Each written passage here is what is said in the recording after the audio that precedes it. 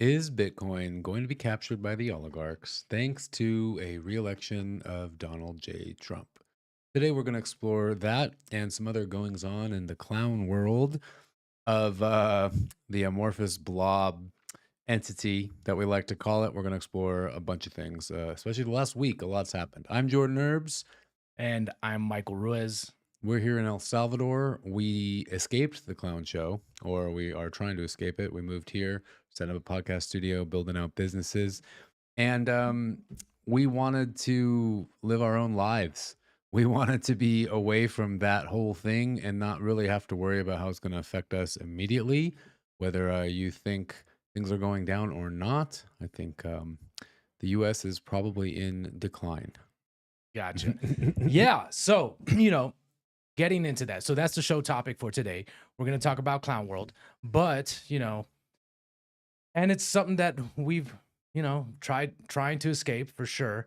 But also, there's a number of other reasons why we came to El Salvador besides the escape from Clown World. One of them, being that El Salvador has adopted Bitcoin, so there is a stable foundation here to build, a sound money parallel economy, which very much aligns, I think, Jordan, with our values. So that's one of the big draws. Second big draw was all the people that we met, the sovereign minded individuals who think outside the box, who want to build a brighter, better future, right? And just having engaging conversations with them, hearing their stories, very inspiring, very motivational, very uplifting, right? The energy here is contagious in that sense. So that was another big draw. And then the third big draw as well, we're going to talk about today, which is Clown World in the United States. And I think the last week has been absolutely crazy in terms of current events and what's happening. It's like every day is just another bombshell that hits the Twitter stream and makes you go, "Oh my God, what is actually happening right now?" Yeah, and you don't really know what's real or not. There Hmm. conspiracy theories abound. I mean, not even talking about AI, Hmm. what AI can generate as far as video and attention and all that stuff. But like the whole thing is just some big show to, I believe, hijack our consciousness to make us focus on things that are just not important. What's Hmm. important in our lives is to maximize our creativity, our relationships, our well being. And when we're focusing and putting all our energy into the show, like, oh, what happens next? What happens next? What was it? What was it? Was it malice or incompetence? Like, all of that, when you invest emotionally into it, it's just robbing you of your life force. And sure, I definitely can be guilty of that at times. It is fun and entertaining to get into it, just like I can get emotional about my favorite character dying in Game of Thrones. But that's all part of the human experience. And today we're going to discuss this. I think we should start with the Trump assassination attempt. We'll briefly just go through the last week because a lot's happened. Yeah. Well, I guess before I get into this, right, I do want to talk about this idea of the amorphous blob and kind of detail it out a little bit more as far as how I picture everything, going down currently, right? And I think you touched on it a little bit by saying, hey, there's this kind of entity out there that seems to be controlling the narrative, seems to be controlling reality, right? And it's hard to wrap your mind who it is. Is it the deep state? Is it this, the CIA? Is it, Russia? Is it, how far does it go? Does it go spiritual in nature, But it does feel like a lot of this is orchestrated in one way or another, right? Not necessarily even a conspiracy, but something somewhere is driving this insanity.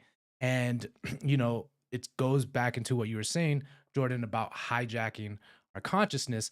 I feel like whatever this thing is, and I do believe it's spiritual. So I'll just come right out and say that I believe that this is beyond just the flesh right now. We're dealing with forces beyond our vantage point here that go into another realm. But um, I think what this whole thing wants to do is hijack our consciousness to divert us from what we're here to do as spiritual beings and the fulfillment that we're supposed to find as spiritual beings, which is grounded in a lot of like what makes us human, right? Connection to one another, right? The ascension to a higher state of consciousness, to a more enlightened state of being, right? Where we're connecting and we're in harmony with the natural world around us and with the people around us. We're loving our neighbors. We're using our faculties to be creative and actually build things that elevate the human condition. And I feel like this entity out there, it contrives controversy, right? And conspiracy in order to have us constantly bickering at one another, constantly fighting against one another. It feeds off of division, it feeds off of hostility. And so when you give into these narratives that are being presented, and now, with AI and social media, it's so easy to like um, program, right? Like I would imagine it's getting easier and easier to individually program what your feed is, and so they can like, are our devices controlling our minds, or, you know, are we controlling our devices? Like it starts to get those lines start to get blurred a little bit. So, yeah, that's just kind of a general overview of my sentiment for what's happening right now. Yeah, I mean, at a base level, I believe life itself is a spiritual journey. Everything that happens in life is meant to help us, if we choose to see it that way, help us find our own version of enlightenment, right? And through hard times, we become stronger from it, find peace within the chaos, et cetera, et cetera. But there come these cycles, like right now, where the outside world becomes so distracting that it's easy to forget. Like, hey, no, this is about me and my experience. And then the more we tune into that, the more it takes us away from it. So we can be conscious about, like, no, I'm not going to tune into that. I'm going to live my own life isolated from that in my own real life community, and whatever's affecting me right here, that's my life, that's it. But we're social beings, we're attracted to the internet, we're attracted to Twitter, we're attracted to this, we're attracted to drama, we just are. And so there is just a general, there's just these things happen, and we're interested and we're curious and exploring it, and it is fascinating, as we Well, see with millions and millions of tweets about all this stuff every day. yeah, it goes back to the idea of self-sovereignty, right? It's like, um, taking control over your consciousness, being aware of what is out there manipulating you, trying to divert you, trying to take you away from, the path and the mission that you have set before yourself, um, and trying to interfere with your relationships and the love that exists within you. Like, you know, it all starts with awareness, right? It all starts with realizing that there are forces out there that are trying to divert you from this from your spiritual journey here on earth. And so, you know, it's good to pay attention. Also, we have friends, we have friends who are all mixed up in this, family members who are all mixed up in this. It's almost like the way I equate it is, extreme fandom. When I see people get emotional about their team losing, as if they had anything to do with it, and whether they totally let their gave away their sovereignty over their mood that day to what their team did. I had a friend, he would get extremely upset to the point of breaking things when his team lost, right? Or he would be elated with joy when they won. And I'm like, wow, like he's just totally surrendered to some third party determining what his mood is going to be. And so, just going back to what you were saying, I just think that, you know, paying attention is good, but letting it take control of you, you have power over that. And I've seen so many people this past week get totally swept up by the controversy around Trump's assassination. Right. And the other end of the spectrum is just total ignorance, right? Like, you don't care, you don't look into it, and there's no awareness. Like, I mean, the reason we're here isn't because we're, too emotionally invested in our team in the United States, was because we're aware of what's going on. Like, okay, out, we're Yeah. opting out, right? So there is an importance to just having a general awareness of what's going on, because it could very well affect your day-to-day life, as we saw during COVID times. Yeah, pay attention enough to avoid it.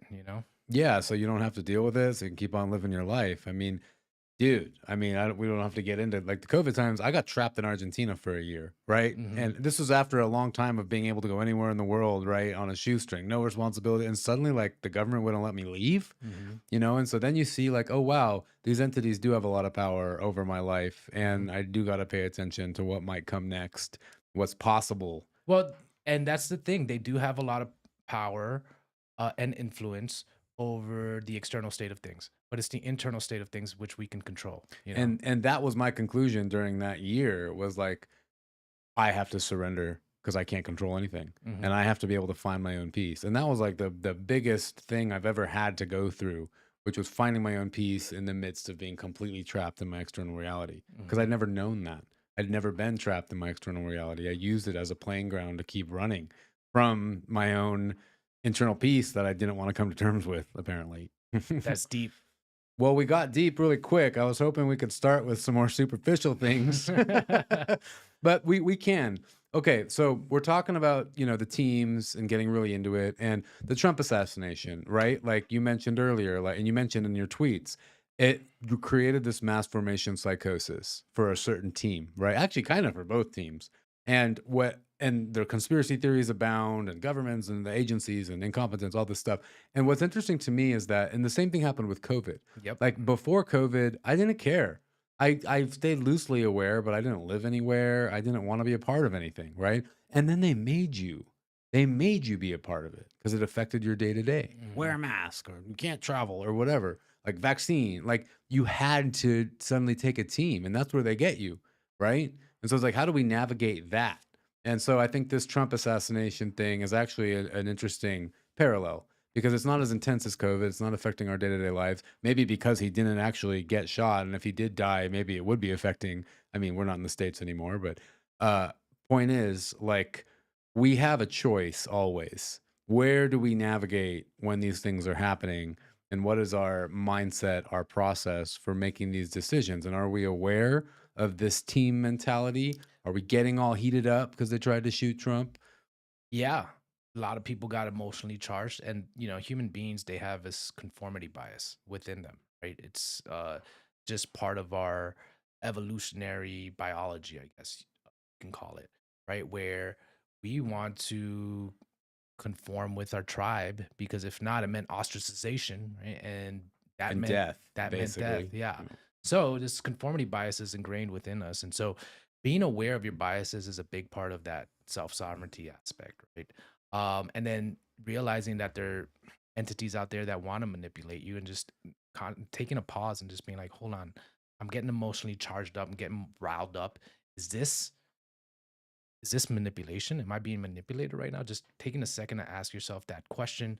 Um, and then, yeah, the whole thing with the Trump, assassination attempt, and everyone getting riled up, and the formation psychosis, it brought me back to COVID. I was like, oh my God, it's the same thing. It's like, critical thinking goes out the window. It's conform with the group, or you're one of the bad guys. So there were people on the right that were asking questions as far as like, hey, what's actually happening here? And immediately it was like the same thing, like to the point where they were regurgitating talking points from the left based on like the stuff that happened to COVID. Like, oh, if you question the Trump assassination, well, you should be sued, right? Yeah. You should get the Alex Jones treatment. And it's like, wow, these people, they really don't care about principles. They just want to be on the winning team so they can have power, right? And do the same thing that the left did Mm. to all our liberties for the past whatever amount of years. Well, unfortunately and hopefully, that is what helps the whole thing unravel for more and more people. Yeah. Like once it comes after you, when you were before going after the other one, right? Like suddenly you're like, wait a minute, something's not making sense here. Well, a lot of people are waking up to that. Yeah. So that's what gives me hope. There was for a second I was getting blackpilled a little bit, because I was like, wow, the same psychological tactics that have been used on the left to corral them and make them go into a frenzy are now being used on the right, and they're just all again falling hook, line, and sinker for it.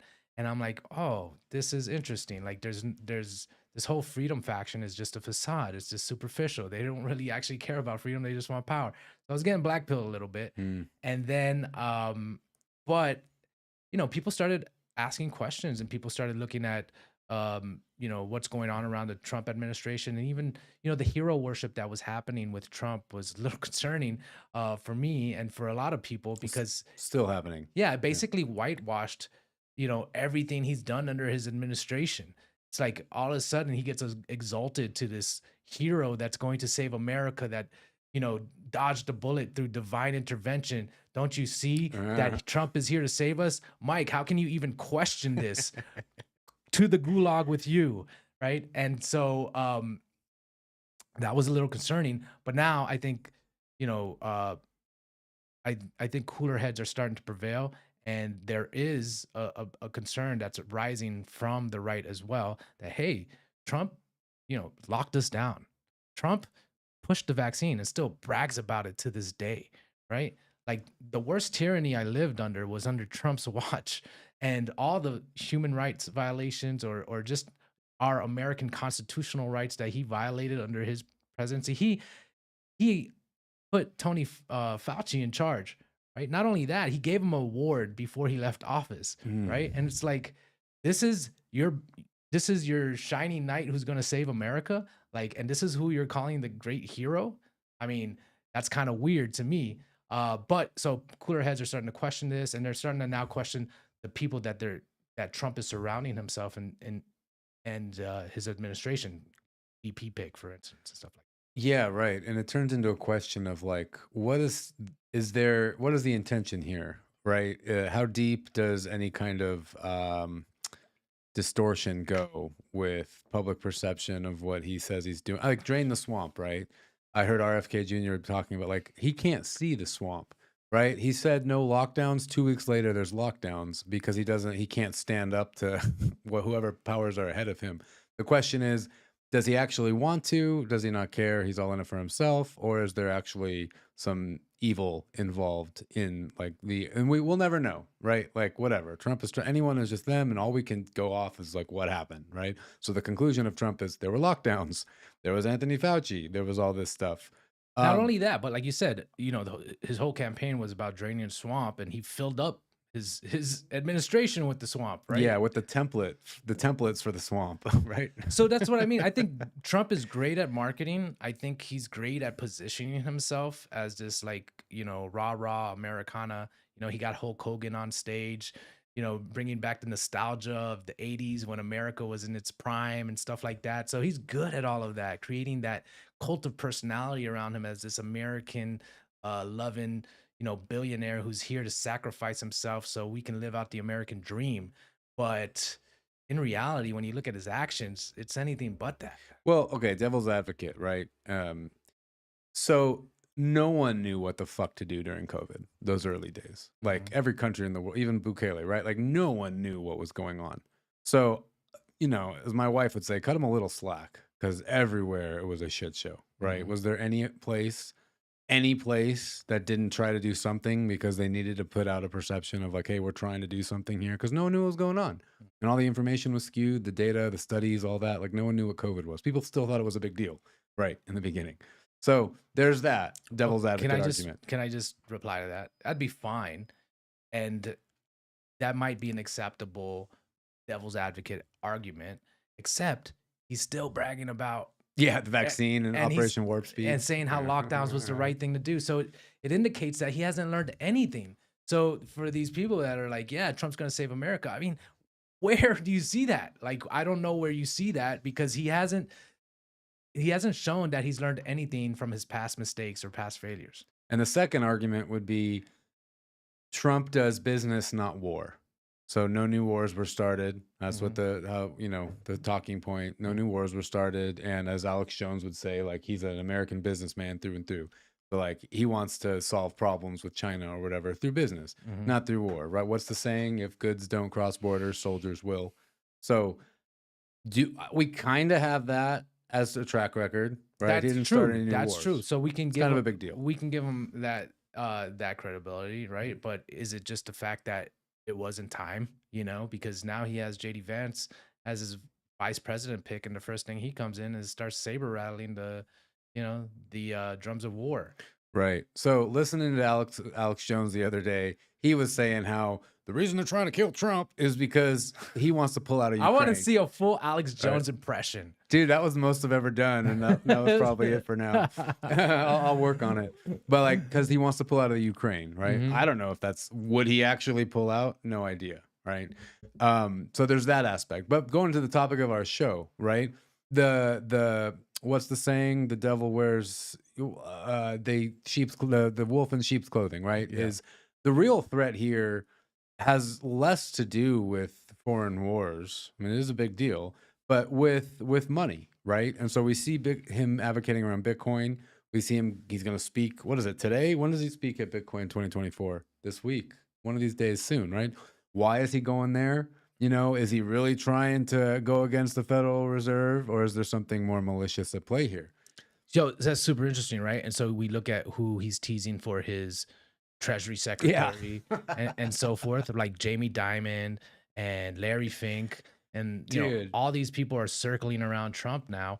And the question becomes, okay, well, where's the change going to come from? Like, you know, sure, there might be some good aspects to a Trump administration, and for people that want to look at this as a strategic pick, or somehow placing a better bet than voting on the with the Democrats, for instance. It's like, okay, I get that argument, right? Like, the Democrats have shown that they're nothing Mm. but a full on communist Marxist, Bolsheviks from the past that are here to revive, you know spawns of Satan out of hell. Like, Well, it's kind of like the empire manifests itself, and now it's shown itself through the Democrats, and now it's going to go back to the Republicans, right? Through Trump. That empire, that amorphous blob, is just going to come out wherever it can, like wherever the pressure is least. And that's how it started with the Democrat. Before, the Democrats were,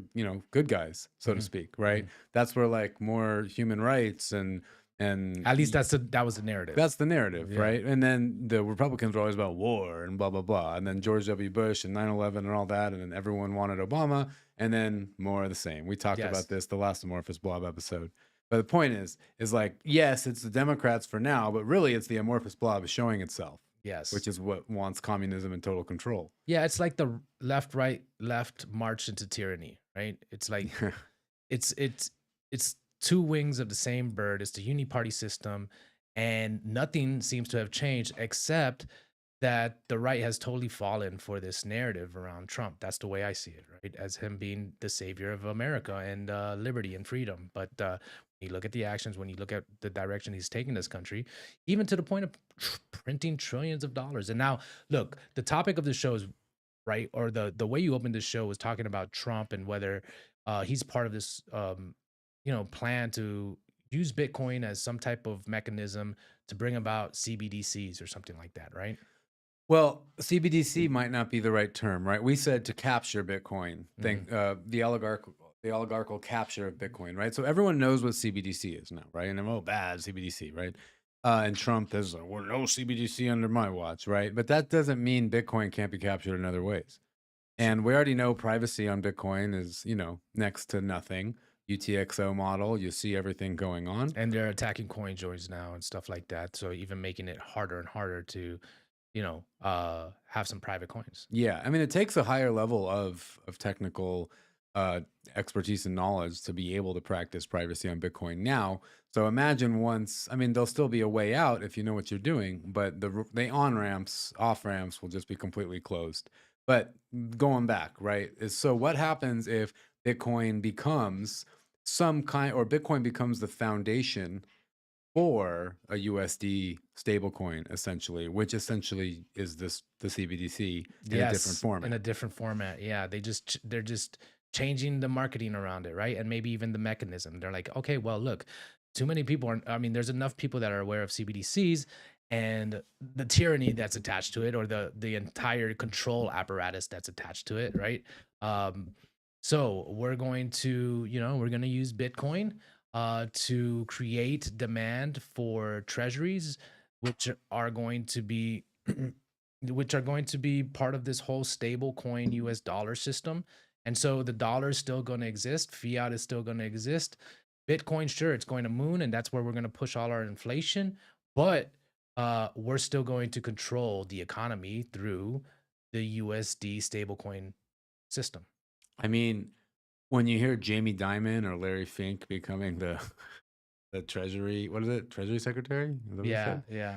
Yeah, I mean, what else could be the plan then? That's Wall Street right there. Well, yeah, the way I see it is like, Bitcoiners think because uh, Jamie Dimon and Larry Fink now are talking positive about Bitcoin, and that they're saying that, yeah, we were wrong about Bitcoin, and um, we were mistaken, and now we're embracing it. It's like, you think that's really the case, that they've come on board and they've become enlightened, and now they've put all their interests and their ambitions of the dictatorial power that comes from all the wealth that they have aside, and are instead embracing the idea of Bitcoin as freedom money? You think that's really what's going on? Really? When Larry Fink and Jamie Dimon and all these billionaire oligarchs have come on board the Bitcoin train?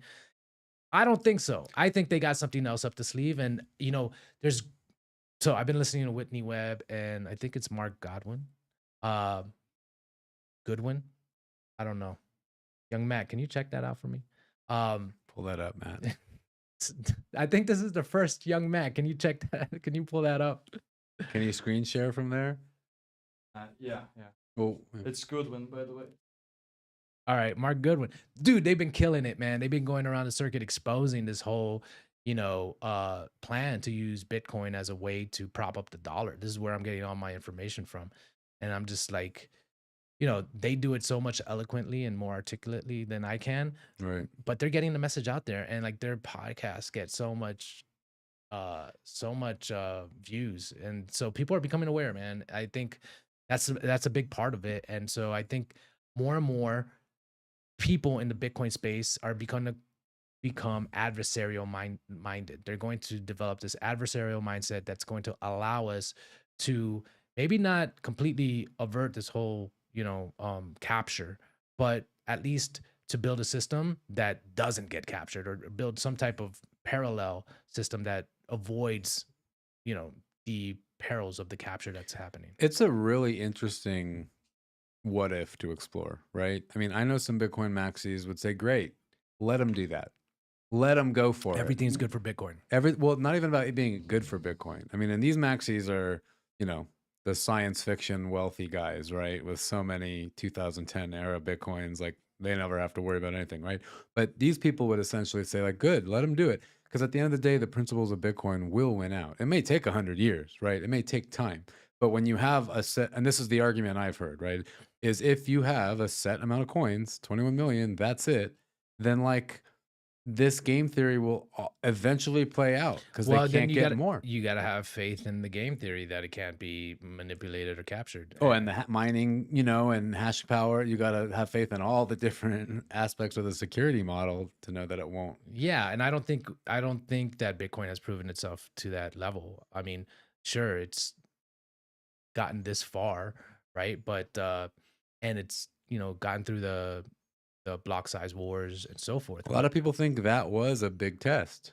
It, Like it that was it was a a big nation test. state trying to. No, it wasn't a nation You state. don't think it was China? No, I don't think it was China behind it. I think it was an internal battle between the Bitcoin ecosystem at the time. And like, yeah, it was a big deal, but a bigger deal is a conglomerate of corporate entities and nation states coming together through a regulatory regime in order to start capturing parts of the network, whether that's, using black and white lists at the mining level, or whether, Using the arm of the law to yeah, get developers. yeah, and whether that's, this is one of the big reasons I think that they're pushing the whole store of value narrative, right? Because it's like, if your Bitcoins are just a, line item on a balance sheet, and they don't actually do anything to subvert the fiat, paradigm, right?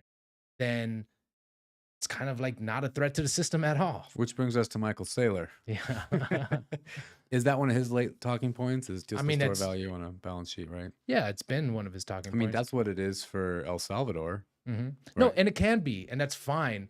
But I think for Bitcoin to succeed as like this revolutionary tool of monetary liberation that's going to free, the human race, and allow for markets to flourish, and the collective energy of our humanity to reach its full capacity, then you're gonna have to have a second layer, or you're gonna have to have some type of transactional layer on Bitcoin. To be a medium of exchange. Yes. Yeah. I mean, at the end of the day, whether it's Lightning Network or something that the banks put out, it's still a second layer that's custodial. I mean, Lightning is custodial. How many people are running their own Lightning node, or Lightning channels? Like hardly anyone. And it's hard. I've tried and then I always just gave up. And now I use whatever wallet for Lightning. And essentially, I think that's just what it becomes. I mean, look at how long Bitcoin's been around at this point and how few people still don't care about self custody. And they don't like they still just don't they're not in it for that, right? Everyone's just in it for the store of value at the end of the day. And is that something we can fight and go again? I mean, what the medium of exchange as a second layer is always gonna be against the core principles of Bitcoin. Like Bitcoin doesn't scale without a second or third layer Mhm. that is managed by someone else. Well, is that the case, right? Can we have a self-sovereign second layer that's tied to Bitcoin? Yeah, I'm pretty sure. Yeah, and I think like we were talking about Fedimint, right? And projects like that, but it takes form in a way that we don't. It's such a new paradigm way of looking at it, where it's like we don't understand it yet. Kind of Mhm. like how we didn't understand Bitcoin 10 years ago, right? Like Mhm. it's hard to conceptualize how this can work. So we've seen scaling as Lightning Network, and there's plenty of reasons why Lightning Network will not succeed, and Mhm. in fact maybe has already failed, right? But no one will talk about it. Just like you don't hear when shit coins are done because it goes down in value, right? Mhm. And everyone sells, right? But something with like Fedimint, right? Where it's like you have a community custodial wallet, a whole little system back here for your community to use as a medium of exchange. And then it like blocks off it's like a private wall. So no one from the outside of the network can get in. But Mhm. if you have your own little community transacting with, and I don't understand this super well, I've just barely looked at Mhm. that documentation.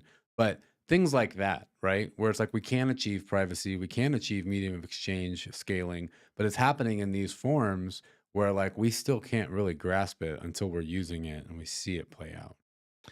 Yeah, well, we're gonna see. That's what I mean by having an adversarial mindset, by realizing that Bitcoin hasn't won yet. This is stuff that I would preach on my Twitter for years until I stopped kind of talking about Bitcoin. Because, but it's important to realize that because we're not done. There's still so much work left to do, and that brings us to why we're here in El Salvador in the first place, right? If there's any place where Bitcoin, the technical advancements that are necessary for a medium of exchange, right? Where those are going to emerge, it's going to be here because this is where the regulatory um, platform has been laid out for people to create a circular economy on Bitcoin. So this is one of the few places in the world, if not the only place in the world, where you can actually interact with a parallel economy uh, completely on Bitcoin, and it's growing every day. And so that's yeah, that's where the technical breakthroughs are going to be made is here. Well, what about with the Bitcoin Bank, right? That was just announced. There's going to be a bank that includes all these different currencies, including Bitcoin, which means like it's the first one's going to be here. You know what I'm talking about? You see that? Yeah, Here's, here in El yeah, Salvador. well, but it means you can go use your Bitcoin as collateral at the bank. And that's essentially what everyone believes Bukele is going to do with the El Salvador Treasury. Like just use it as collateral to get dollars. Does that make Bitcoin a medium of exchange if everyone's just using it as collateral to get dollars to invest in whatever they want to invest in? I don't know, man. That's beyond my pay grade, right? The way I see Bitcoin's power and potential being unleashed is through straight up using Bitcoin and avoiding the fiat system altogether, right? The less demand that we can um, create for fiat, right? The less power it has over our lives. That's the way I see it. Yeah. And it's a tricky, tricky, tricky thing. I mean, we're here in Bitcoin country and could you imagine doing a $1 million development with just Bitcoin here? Probably not. Soon, You think? I think so. I think it's going to come. I think Hope so. there's enough people here that are pioneering Bitcoin that it could happen 3 years from now. We could start seeing, especially with a Bitcoin bank, you're going to start seeing much more transactions happening on a large scale with Bitcoin, right? We'll see. We don't know. I've heard rumors too that in order to purchase real estate over here, they need to run your coins through chain analysis. I don't, Yeah. Why wouldn't they? yeah. Yeah, I mean, your name's still gonna be on the even if they didn't, like, those coins, like, are gonna be linked to your name because you bought property, and to have property, it has to be in your name for the Hmm. government registries, right? Yeah, but to Like, check the origin of your coins, I don't know how many hops back. yeah, well, That's what I mean. Like, I mean, Coinbase does that, right? Or mhm. whoever does that.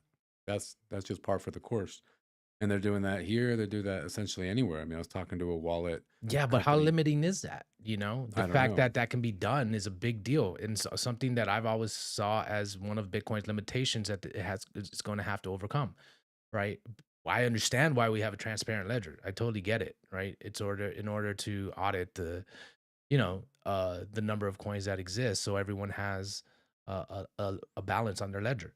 But with that comes challenges, and one of them is privacy, and it's like that's something that we're going to have to overcome, and it seems like something the ecosystem has totally put aside, and like I said, that brings its own set of dangers and from adversaries, and particularly like tyrannical governments, right? If they can use the transparency of the blockchain to track your transactions and identify what you're doing, that could be very dangerous in places where they're hostile to Bitcoin.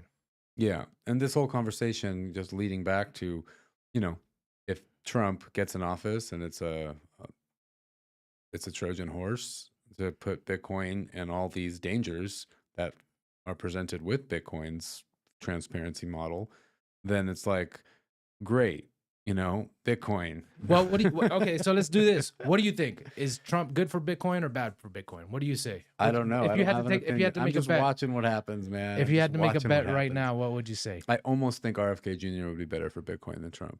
Gotcha. I think that's my opinion. I think obviously from Trump's statements, I don't think he understands Bitcoin. No, of course not. Yeah, and I think he's just saying what he needs to say in order to Get the votes. yeah, and I think people are going to be very disappointed in what transpires. So, It will be interesting to watch him at well, look, Nashville. apparently, right? Young Matt has told us that there's going to be a bunch of big announcements over there at the Bitcoin conference in Nashville. Well, that's what David Bailey was talking about. Always hyping up the things that are gonna transpire there. Yeah. Any clue what that might be? I don't know, man. If you had to I take a mean, guess. there were rumors about a Bitcoin treasury for the U.S. That was what Dennis Porter was talking about too. As a strategic reserve asset. Yeah. Yeah, and that's another another Alex Jones thing, right? Is that or someone else? Some other conspiracy theory, right? Is he mentioned that, and that's why they try to kill him. The central bank cartel tried to kill him because he's talking about using Bitcoin as a reserve to back the dollar. That is hilarious, dude. That's what the Bitcoiners want to believe. I would love if it were true, But this whole conversation just bothers me because it's like, then what are we adopting Bitcoin for? You know what I mean? Yeah, why are we Like- pandering to politicians? Is that really what's going to make Bitcoin win? No, but Like, at the end of the day, like, where are you going to be able to go where it's just like, cool, I'm going to pay with Bitcoin like it's cash? Like, you can't get property anywhere. The governments aren't going to change, right? You're going to own land, get your piece of paper that says you own this land and you can pay us the taxes every year. Like, your name's going to be on it. Like, what's the point? Like, why are we doing Bitcoin? Like, your name's going to be on everything anyway. Anything substantial, like, great, go buy your. well, they're your going to tell sandwich. you the hard cap and the limited supply and the fact that it's censorship resistant, but which is questionable in my opinion, because I don't know how censorship resistant it is if you don't have privacy. But yeah, I think that's what people would say in terms of like, why are we doing this? It's because at least, some aspect of our society is built on a sound foundation, a money that has, principles attached to it. They say like a reserve currency lasts about 100 years. The world reserve currency has been about 100 years for the dollar. Before that, I think it was the pound sterling, whatever. It doesn't mean you get a social revolution with it. Just because you get this new form of money doesn't mean you're getting all the values and principles attached to the early community. That takes time, right? Like that just takes time because I think culture is downstream of money. Everything, right, is downstream of money.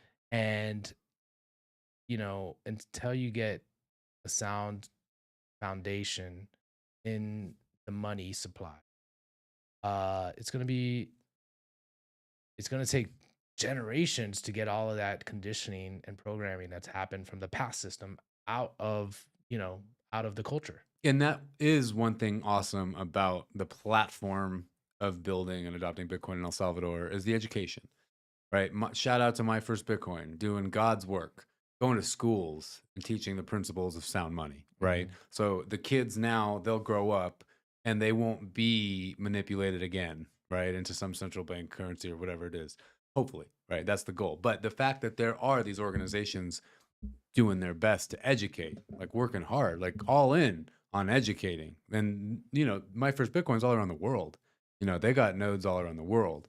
So that is one thing super cool. And I'm going to get more positive about Bitcoin now. The other thing that I think is super cool about Bitcoin is regardless of what happens with governments and privacy and all that shit, it is a unifying factor for communities, for us. Yeah. We're all here because we believe in the key principles of Bitcoin. Everyone's got their own little nuances with it. Yeah, so I want to say that listen, I'm here and I'm betting on Bitcoin, right? Yeah. So I'm optimistic and I'm positive, but at the same time I'm realistic, right? We have some hurdles that we're going to have to overcome. And this is why I'm in El Salvador, because I believe that the medium of exchange properties are so important that they need to be built out and they need to become better. Because from what I can see, Lightning Network isn't cutting it. And so if there's any place that, again, the tools are going to emerge for a parallel Bitcoin economy to come about, it's going to happen here in El Salvador, at least for right now, right? There's no other country that has adopted Bitcoin, embraced Bitcoin to the extent that El Salvador has. And so that's why I'm here. And I'm bullish on Bitcoin. I'm bullish on El Salvador, right? But, it's going to have its challenges. And to be realistic about that and to also understand it has adversaries, right? The central banking power structure is not just going to give up their power happily, right? And the same empowerment that Bitcoin has for the individual, right? They can utilize that empowerment as well to further their agenda. And that's one thing that people forget. They think that, oh, because Jamie Dimon is now talking about Bitcoin, he's one of us, he's one of the plebs. It's like, no, man, that's not how it works.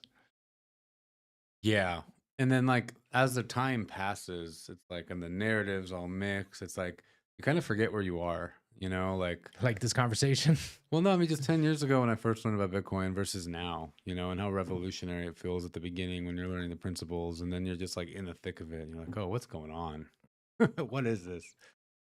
Yeah, I mean, this is why people don't like having these conversations because Bitcoin does bring a lot of hope and optimism and, especially in a chaotic world where it's hard to make sense of things, at least you have this one thing there that's going to give you the hope that you need to push through the hard times.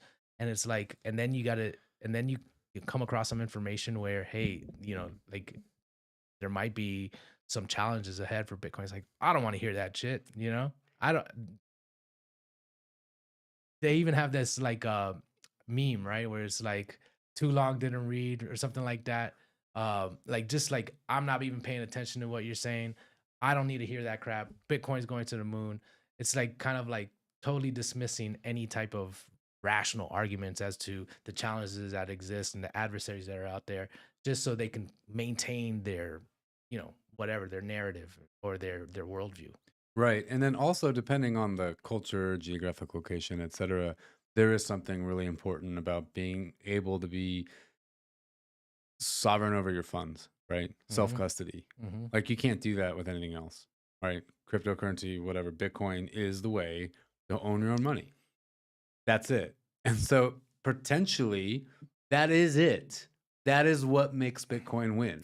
Just that, because the governments, all that shit, they can do anything. It's okay. This loops back around our whole conversation. Well, I the was wondering spiritual how we ended up here. Well, we're gonna end with the centralized local community is like the utmost, right? But to loop back around to the spiritual aspect of life, right? And how it's all within us. And it's this how we interpret everything around us creates our experience. Am I going to be stressed out and emotional about Trump getting shot, or am I just going to see it as just another event playing out in the shit show?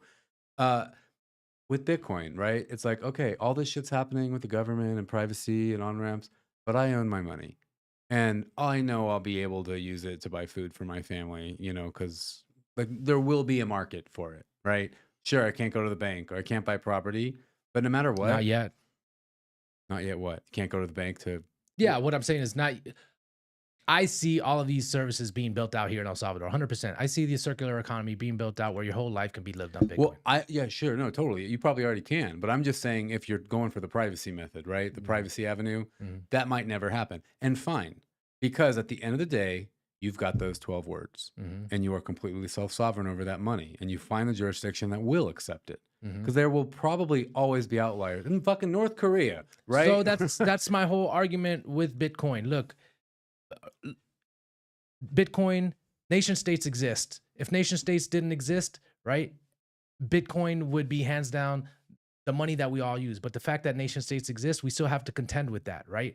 And so during this transition phase where Bitcoin starts emerging as this global money, right, you're going to have to find the jurisdictions that are going to allow you to live your life with Bitcoin uh, in its current capacity, right? And like you said, if that means that it doesn't have the privacy attached to it that you would want it to have, well, I got to go to a jurisdiction that doesn't even care about that, you know? And so this is what I mean. In the United States, I think they're going to care about it. In the United States, I think they're going to limit the way you use Bitcoin in a way where you're not sovereign over it, right? That they're going to require you to divulge all the information regarding your Bitcoin, where you'll be a criminal if you don't. So that's where I saw the United States going. Now, is it going to get there? I don't know, but that's the direction that I saw things going in. And I was like, you know what? Some jurisdictions are going to be friendlier to Bitcoin than others. So let me go to those jurisdictions that are going to be friendlier to Bitcoin in its current capacity, with its current limitations, right? With the current tools that we Mhm. have at our disposal, right? Because I don't know how this is all going to evolve yet, but I know how Bitcoin is now, and I know how it exists now, and I'm going to find those places that embrace it as it is now. Make sense? Amen. Yeah. Definitely. So, yeah. And it comes with all the other perks, which we talk about in other episodes. It's like, it's not just about Bitcoin here in El Salvador. It's about the people, the culture, the excitement, the enthusiasm, even Bitcoin. It's not just about the sound money. It's about the principles and the values that come with it and the people you meet Yeah. thanks to it. Why would somebody be enthusiastic about Bitcoin if they didn't like relate to the principles that are embedded into the structure of and design of the money, right? Exactly. Other than, oh yeah, number go up. Yeah, but those are people easy to kind of write off when you when you meet them and when you talk to them. You're like, oh, you're just one of those number go up guys. Yeah. So we wanted to end this show with we're talking about Trump, talk about Bitcoin being captured. We explored all this. And at the end of the day, what Sovereignty Studios is about sovereignty. And the key message here is like leadership is important. Leadership is important. And when you zoom out to this big scale of like a whole country and one guy managing all these rules, like leadership needs to come from the community, Or from yourself first, from right? yourself. And then, when you know how to lead, you can follow. But like, Oh, that's a good saying. yeah, I didn't make it up. But all this whole talk of like choosing leaders and this and that is like what we all need to be focusing on beyond just yeah, sure, ourselves first, but building local community, building that tribe and more decentralized forms of leadership. Yeah, man, that's the world I would like to see is a bunch of, decentralized tribes that are or communities, that are built around these principles that trade with one another and um, you know, uh have don't are disconnected from the clown world that's going on, right? That don't let that interfere with their lives and capture their attention, their consciousness, and lead them astray, like getting you know, uh, an injection that was, or something like that, right? Like, who knows? That's if we're talking about leadership. Leadership is important because who you follow, right, is important. Right? A lot of people can be misled, and so I think that first, like you said, establishing those leadership principles within yourself, right, is going to allow you to see who are the stronger ones that you can follow, and and you know also understand if they're connected to you and your community, that's what's real versus this clown show that's you're disconnected from and you're following these people that have no connection to you, right? And you don't know where they're going to take you. And you pretty much have no power over anything there either. Exactly. Like it's not an election, it's a selection. You can think Yeah. that your vote's, like great, but even if your vote counted, look at the candidates, right? Yeah. What are the changes really being made? What changes can you actually make in your life, in the world? It starts with the community. It starts with yourself, and it starts in your local community. Yeah. Okay. Cool. Man, that was a whirlwind. Yeah, it got kind of intense there for a bit. Bitcoin, man, it's an intense subject. Yeah, I don't know. I don't know how many people are gonna listen to the show or are gonna have problems with what we say. I know I get flack from the Bitcoin cult all the time. Yeah, any attention is good attention, Michael. All right. Cool. Well, just a quick shout out. We're hosting our first retreat, the Build in El Salvador Kickstart. It's going to be a weekend. Come to network, meet people. If you've ever been thinking or dreaming of moving to El Salvador, but not sure if it's for you, this is a great opportunity. Check out the landscape, meet people, meet lots of people, meet the right people, have a good time, have conversations, get your questions answered. It's going to be the beginning of September. So if you want more details, check out our school community. Go to sovereigntystudios.com, click the link there, and you can sign up, get more details, ask more questions, and we'd love to see you. All right. I think that wraps up the show. Thanks for tuning in, everyone. Have a great day. See you tomorrow. Peace.